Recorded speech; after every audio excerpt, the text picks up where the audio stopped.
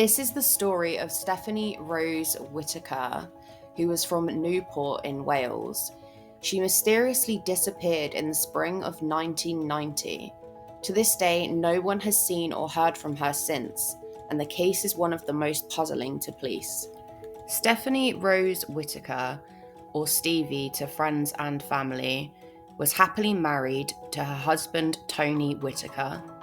They had been married for 15 years and had 3 children, aged 12, 9, and 18 months.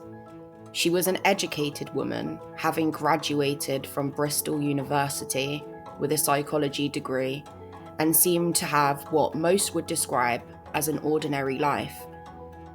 She absolutely doted on her 3 children, and people described her as a brilliant mother. It seemed as though her main motivation in life was raising her 3 children to the best of her ability and giving them a happy and stable home with her husband. Like any normal family, they were in a routine which kept them both busy, her husband working as a housing association manager, and Stephanie was focused on being a stay-at-home mum as she had given up work to take care of her youngest child. Although she had given up work, this didn't stop her from living a fulfilling life outside of being a mum. She recently had completed a counselling and communication course, and her friends on the course had called her an Earth Mother, which to me shows how empathetic her personality was. She also made clothes for her children and seemed to be an all-round happy, positive person. Her husband said she had a down-to-earth, stable personality and expressed her emotions. He also claimed her to be fiercely honest. They had upcoming things planned in their lives, like a holiday, to which all of the family were looking forward to. So when on the evening of the 23rd of March 1990, she seemed to disappear into thin air on the way to meet her friends, it caused great concern for everyone, and she is still missing to this day. The night previous to her disappearance, she had been out to eat and had celebrated her and Tony's eldest son's birthday with family. On the day of her disappearance, she had arranged to meet her friends at a spiritualist church, which was something she frequented and enjoyed as another one of her hobbies. She and her friends also liked to go out for a couple of drinks sometimes after the spiritualist church. Before leaving to meet her friends, she was getting ready, but she was running slightly late, so she decided to telephone her friend to say this. As this was the early 90s, most people only had landlines, so she knew she wouldn't be able to call her friend on the way. Her friend's husband answered the phone, and he said to her that his wife had already left for the church.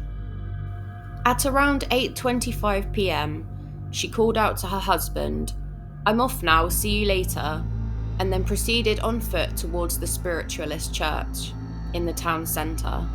She was wearing a blue and white pinstriped shirt, navy blue corduroy trousers, and a blue Barber jacket with black ankle boots. Tony, at home, with the night getting later, at around 12 a.m, decided to head off to bed. Assuming his wife had gone to a friend's for a coffee after drinks, he woke at around 3 a.m, but with her not being there, he was at a loss for what to do. He said to detectives nothing like this had ever happened before.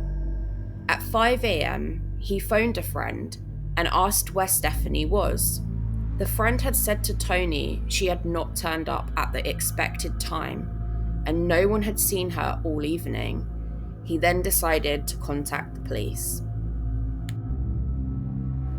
This is where the police investigation began. With no obvious reason for her disappearance, they appealed for information from the public, and her husband Tony also began appealing for her whereabouts. A week after Stephanie's disappearance, a handbag containing makeup was found outside a local pub, but police quickly determined that this was not linked to her. With a lack of public response to her disappearance, the police set about reenacting her walk to try and gain some more traction from the public. Gwent police only received 30 calls logged at the incident room. There was contact from a couple who were part of the Salvation Army, who had claimed to see a woman sitting alone in distress on the bench in Westgate Square at 9:30 p.m. the night Stephanie disappeared, but this was unsuccessful in helping police determine what happened to her. The police searched the local area and also had officers search the river. This also did not return any leads to the police. A few weeks into the case, there had been a sighting in Hereford, but this turned out not to be the case. At the time, police were working on the assumption that she was still alive, although that they did not believe that she was, even though there was no evidence to suggest that she had been abducted or murdered. Her case was baffling to family and friends, who said she would have never left her children, and she told her mother, "I've never been so happy in the days prior to her disappearance." She had no history of any mental illness or depression, and she had not taken any important documents or extra clothing to suggest she had intentionally decided to leave. Tony and his children just wanted to know that she was okay, and it was a very difficult time for him and his children, as no one had seen anything untoward, and there was no trace of the loving mother and wife they desperately wanted to find. In March 1991, there had been reports of a possible sighting in a pub in the London area, but this also didn't result in any substantial leads within the investigation. There was a Crime Watch appeal in 1994, to which police said the disappearance was highly suspicious. Detective Bill Glynn told the South Wales Echo, "Basically, we don't have a bloody clue." When Stephanie went missing, she was of medium build, 5 foot, with a fair complexion, blue eyes, and shoulder-length hair which was coloured blonde. She now would be in her late 60s, so most likely would have changed significantly.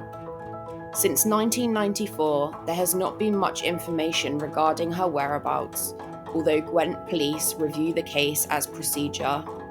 This is a sad case that has still not been solved, and her children, husband and family have had to go years without closure. If you or anyone has information regarding the whereabouts of Stephanie Whittaker, who was last seen on March 23rd, 1990, please use the links in the description to give information to the correct authorities, and hopefully one day what happened to Stephanie won't be a mystery anymore.